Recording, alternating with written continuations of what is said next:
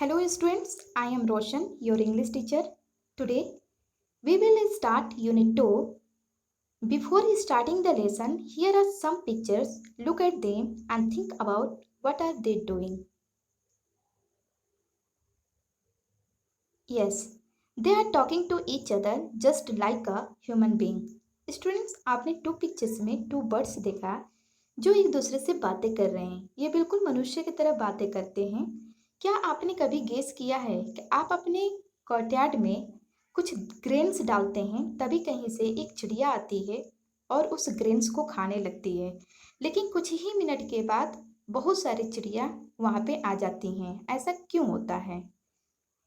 ऐसा इसलिए होता है क्योंकि जो पहली चिड़िया रहती है वो अपनी लैंग्वेज में अपने सभी साथियों को बुलाने लगती है और उसके साथी जहाँ पे भी रहते हैं उसकी आवाज़ सुन करके उस जगह पे चले आते हैं. All animals and birds talk to each other, but the difference is that we don't understand their language. इसी तरह से जितने भी जानवर होते हैं, बर्ड्स होते हैं, सभी एक दूसरे से बातें करते हैं, लेकिन अंतर यही होता है कि हम लोग उनकी लैंग्वेज को, उनकी भाषा को नहीं समझ पाते हैं. By now you must have known what is its topic. अब तक तो आपको पता चल ही गया होगा कि मेरा टॉपिक क्या है. Today's my topic is bird talk.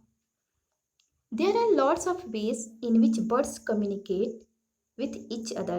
They either sing, talk, dance, cuddle, or fight with each other. Bird talk is basically a conversation between two birds sitting in a garden, wherein they are discussing how they differ from human beings. ऐसे बहुत से तरीके हैं जिनमें पक्षी एक दूसरे के साथ संवाद करते हैं. वे या तो गाते हैं, बातें करते हैं, नृत्य करते हैं, झगड़ते हैं या आपस में लड़ते हैं. बर्ड टॉक मूल रूप से एक बगीचे में बैठे दो पक्षियों के बीच एक वार्तालाप है जिनमें वे चर्चा कर रहे हैं कि वे मनुष्य से कैसे भिन्न होते हैं. Today we will be discussing a very fascinating poem, bird talk poem. Students, आज हम लोग एक बहुत ही आकर्षक कविता पढ़ेंगे जो हमारा है बर्ड टॉक. इस पर हम लोग चर्चा करेंगे. It is composed by Alan Fisher, जिसको एलन फिशर ने लिखा है. चलिए देखते हैं. Bird talk. Think said the robin, think said the jay, sitting in the garden talking one day. Think about people, the way they grow. They don't have feathers at all, you know. They don't eat beetles. They don't grow wings. They don't like sitting on wires and things. Think said the robin, think said the jay. Are not people funny to be that way? सबसे तो पहले हम ये जानने की कोशिश करेंगे कि इस कविता में हमारे टू बर्ड्स हैं. एक का नाम जय है और दूसरे का नाम रोबिन है. चलिए देखते हैं ये क्या बातें करते हैं. Think sad the robin, think sad the J, sitting in the garden talking one day. यानी एक दिन बगीचे में बैठकर चिड़िया एक दूसरे से बातें करते हैं, एक दूसरे को सोचने पे मजबूर करते हैं. थिंक सैड द रोबिन, यानी कि सबसे पहले रोबिन बोलती है जय से. रोबिन बोलती है कि सोचो. किसको सोचो? जय को बोलती है कि सोचो. थिंक सैड द जे, जे को भी, जे जो है वह भी बोलता है कि सोचो. Sitting in the garden talking one day. अब देखते हैं कि ये क्या चीज़ सोचने के लिए बोलते हैं. Think about people, the way they grow. They don't have feathers at all, you know. यानी कि वो लोगों के बारे में सोचने के लिए बोलते हैं.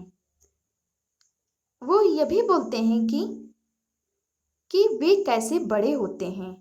They don't have feathers. क्यों बोलते हैं? क्योंकि उनको ऐसा लगता है कि ये कैसे बड़े होते हैं, इनके पास तो पंख भी नहीं होते हैं. ये तो सभी को पता है. They don't eat beetles. They don't grow wings. They don't like sitting in wires and things.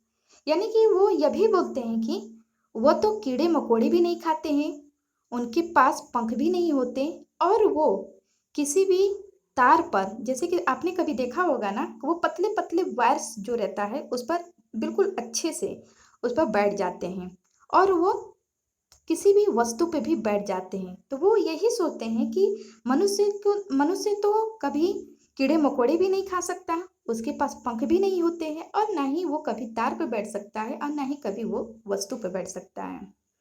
Thinks sad the robin, यानी कि फिर वो सोचने के लिए बोलता है। फिर रोबिन बोलता है कि सोचो। थिंक सैड द जे, फिर जय बोलता है कि सोचो। Are not people funny to be that way, यानी कि उनको ये लगता है कि मनुष्य के पास तो कुछ भी नहीं होता है, जो हम लोग करते हैं, जितनी भी हम लोग एक्टिविटी करते हैं, वो मनुष्य उसमें से कोई भी एक्टिविटी नहीं करता है। तो इसलिए उनकी नज़र में जो मनुष्य होते हैं, वो उनकी नज़र में बिल्कुल वो जोकर लगता है।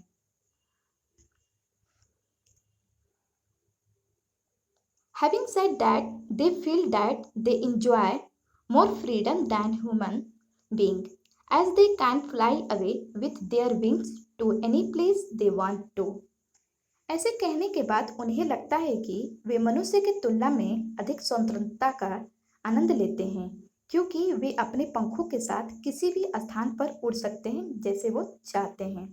I hope this poem would have understood you well. Thank you for watching my video.